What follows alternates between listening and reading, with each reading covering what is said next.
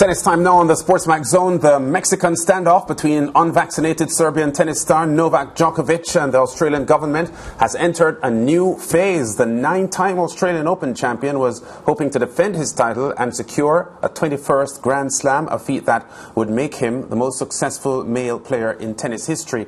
But Australia's immigration minister, Alex Hawke, has acted to suspend the Serbs' visa for a second time, prompting a fresh court battle ahead of Djokovic's opening game of the tournament on Monday. Djokovic's initial entry into Australia was met with heavy criticism after the public felt it was unfair for him to be entering the country to play when unvaccinated Australians returning home had to spend time up to 300 days in lockdown. So where does this story leave us? Can't say, Mariah and George, that the Australian minister's decision today came as a surprise, because we also always felt he had that in his back pocket, and he unleashed it today. Yeah, and the Australian government is basically showing Novak Djokovic who's in charge of the country and who's boss. And remember, we just have to keep in the back of our mind that after the fact that, the entire situation with his visa being revoked the first time, he had a lot of other issues where he came out and he said, the thing about putting the wrong information on his form. So I felt as if things were bad in that first instance, it got worse when, that information came to hand that he had put the wrong information when he was coming into the country. So I feel as if the government is just saying, Djokovic, we had enough of you. It doesn't matter who you are. You're number one in tennis and whatnot. But we have a job to do, and we have citizens to, be accountable to. Let me tell you who's under most pressure here. Not the judge, not Djokovic's lawyers, but the legal counsel for the government. If they were to lose this case for a second time, it would cause serious questions to be asked about their competence. Here's the thing.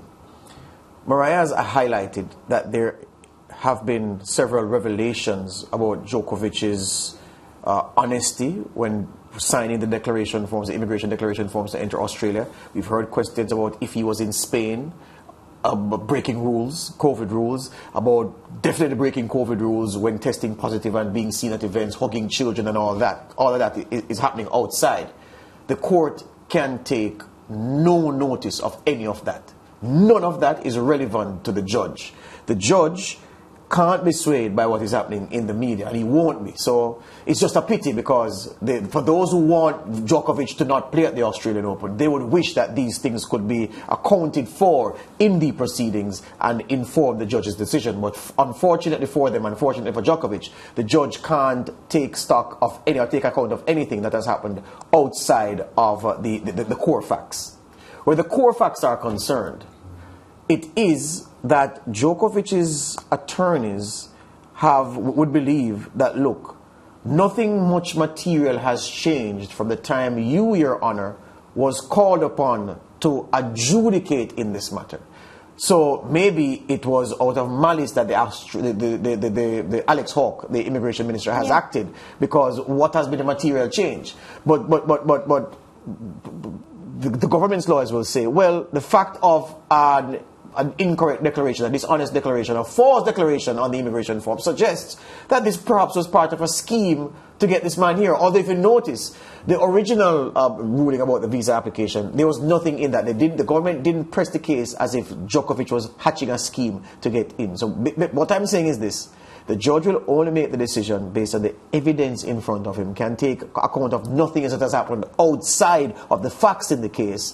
There's a lot at stake here. There's a lot of pressure on the government's attorneys.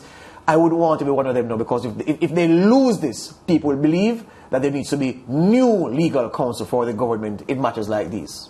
Yeah, the court heard from Djokovic's lawyers today that the Australians cancelled Novak Djokovic's visa on the grounds that his presence in the country might excite anti-vaccination sentiment, and not because he poses a health threat to the country. And that is one of the main things that the lawyers representing Djokovic came to court and said today, which is a reasonably strident position to take. Yeah, that's a very good ground to make. The fact of the immigration declaration, though, to hold Djokovic to account for that and have that as one of the minor grounds. So you've given a major ground, one of the minor grounds to kick him out on. It would have to be then that you'd have to show precedent where someone else came, made a false declaration, and was kicked out of the country. Remember, it is grounds for kicking out, but sometimes discretion is applied. Yeah. But I'm just saying that in this case, I don't know, with the circumstances around Djokovic's case, if the fact of a false declaration is going to magnify the perceived efforts to implement a scheme to get his way into the Australian Open. What about the thought that we had in the past 48 hours, George, that maybe the Australian government would wait until Monday morning, hours before he was scheduled to play his first match, before making that decision, giving him no time to appeal? Well, that's an excellent point. I thought that was something they were probably thinking of doing, which is why they were taking so long to announce this. Because they didn't do that, because then the way would be open for the judge to justifiably agree them of malice. So I think that what they've done to do it on the weekend is the best time they could have done it. I know that we said that earlier in the week, said, you know, why not do it on the eve of the tournament? Well, this is the eve of the tournament, not do it on Monday to not give him a fair chance, because to do it on Monday would be to deny justice to Djokovic, would be to deny him due process in filing a claim and appealing, and the whole world would see that no, you and they would have lost. They would have so lost. it's best to do it now. Yes. Yeah. Well, it's a very mouth-watering story. It's one that we're following. I want to see when the Australian Open kicks off on Monday. Will he be there? We wait and see. Time will tell. Break time. Back with more on the zone after this.